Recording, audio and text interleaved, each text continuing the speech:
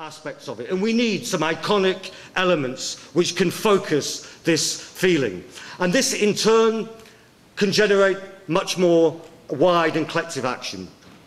In Britain, the trade union movement has recently passed, most of the big trade unions, policies moving towards the boycott of at least some Israeli products, principally those that are illegally produced on the West Bank, at least some. It's a very important step forward. But of course, words come cheap, and they have to be turned into action. And in 1985, a young Irish shop worker called Mary Manning received just such a policy document from her union in Ireland, which said that the union was boycotting various South African goods. And so when a customer turned up with an outspan grapefruit, Mary Manning told her at Dunn's store that she could not check the fruit out because it was being boycotted. Mary Manning was sacked. Her 10 workmates walked out in her support. It became a cause célèbre internationally, which spurred on collective labour movement action against apartheid. And I think if we can popularise this idea, there are many, many Mary Mannings out there in the United States and elsewhere who may be prepared to take that step. There are certainly people who will be prepared to boycott and to collectively go into supermarkets and so on, selling Israeli produce in order to make protests.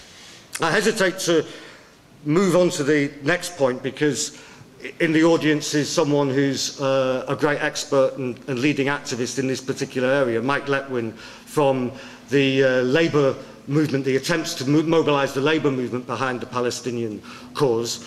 But it's my understanding that on Sunday, dock workers in San Francisco and their supporters are going to, at least for one day, follow the example of dock workers in Durban and in Sweden and refuse to unload an Israeli ship in San Francisco.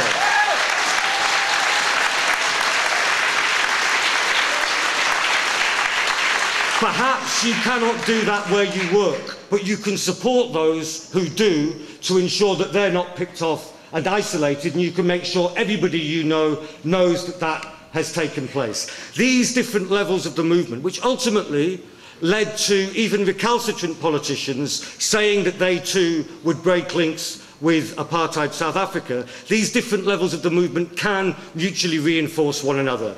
The high-profile, cutting-edge, direct engagement against the siege by land and sea, the widespread consumer boycott backed by systematically refuting every lie that comes out of the Zionist propaganda machine, encouraging the collective action at the points at which the Israeli economy can be squeezed. These different interlocking elements, I believe, are what we can begin to look forward.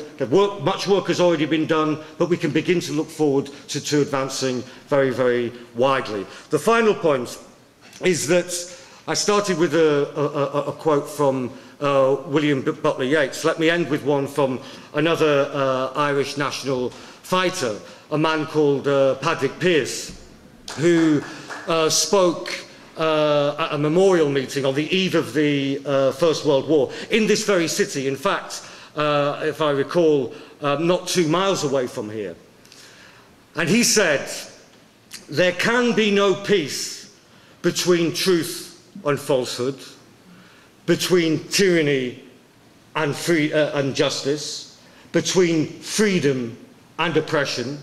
There can only be eternal struggle between them until justice is won and freedom prevails." This is what we need to have inscribed on what we're doing now. Nothing short of justice and freedom is acceptable, because without justice and freedom, there will not be peace in Palestine. If there's not peace in Palestine, there will not be peace in the wider Middle East. And if there is no peace, but instead, as the Syrian government just said, a wider threat of greater war in the Middle East, then there will be no peace in the world.